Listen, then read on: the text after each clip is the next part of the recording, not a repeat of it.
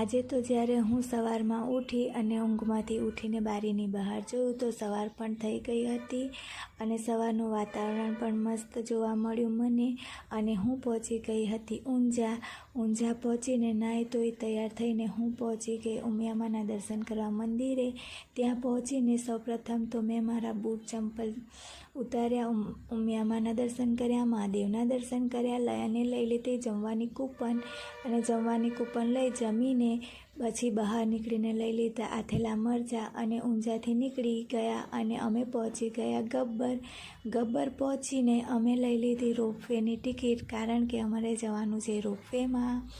અને રોપવેમાં બેસી પણ ગયા અમે અને ધીમે ધીમે હવે અમે ગબ્બર પર ચડી રહ્યા છીએ. જોઈ શકો છો તમે. ઉપર જઈને અમે કરી લીધા અંબેમાની અખંડ જ્યોતના દર્શન કર્યા પછી